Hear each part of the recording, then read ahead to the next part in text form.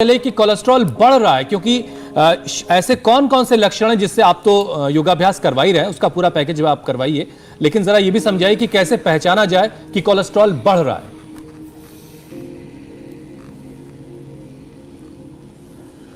तो ये मंडूक आसन, शशकासन से लेकर के आज हम 10 से 20 आसन आराम से बता देंगे।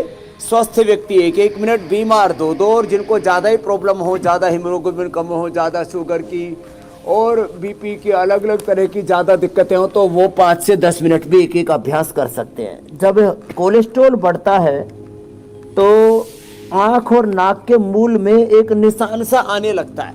यहाँ पर एक तो ये लक्षण है जो जिसको भी कोलेस्ट्रॉल बढ़ता है उसको आता ही आता है, और दूसरा उसका लक्षण होता है जिसका कोलेस्ट्रॉल बढ़ता है उसकी थोड़ी सांस फूलने लगती है, क्योंकि हार्ट पर प्रेशर आता है। फिर जिसका कोलेस्ट्रॉल बढ़ता है तो ब्लड गाढ़ा होने की वजह से उसके बॉडी के अंदर जो है कहीं ना कहीं ब्लड का सर्कुलेशन प्रभावित होने से उसके एनर्जी का फ्लो बाधित होता है। ये सबको ऐसा नहीं होता, लेकिन बहुतों को यह भी लक्षण आता है कि उसको ब्लड सर्कुलेशन कम होने से उसको शरीर में कहीं ना कहीं फटीग, थकान से लेकर के दर्द आदि होने लगता है। किसी का कोलेस्ट्रॉल बढ़ने से बीपी भी बढ़ जाता है, हार्ट बीट भी बढ़ जाती है। कोलेस्ट्रॉल बढ़ने से तेरे को क्या होता था भाई नितिन?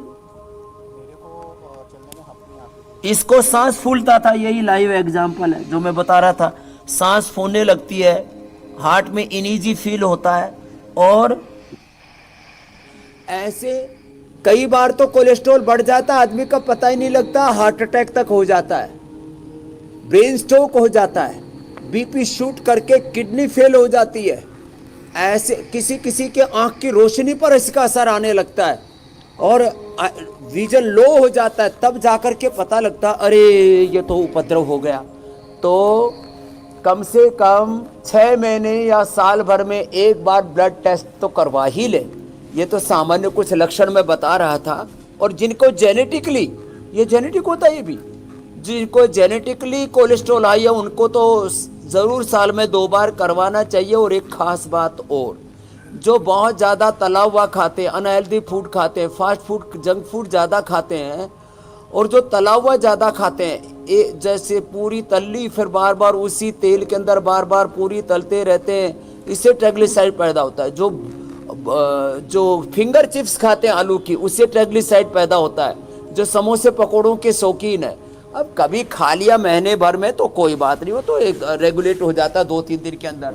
लेकिन जो रोज कढ़ाई चढ़ाई रखते हैं ना, जो कढ़ाई पर रोज चढ़ाई करते हैं, उनके लिए खतरा है। और फिर योग भी नहीं करते हैं स्वामी जी। ये कुछ छोटे छोटे लक्षण हैं। मतलब ये जी स्वामी जी, मतलब ये कि इन ऐसे लक्षणों के लोगों को फौरन अपना रजाई कंबल किनारे रख देना चाहिए।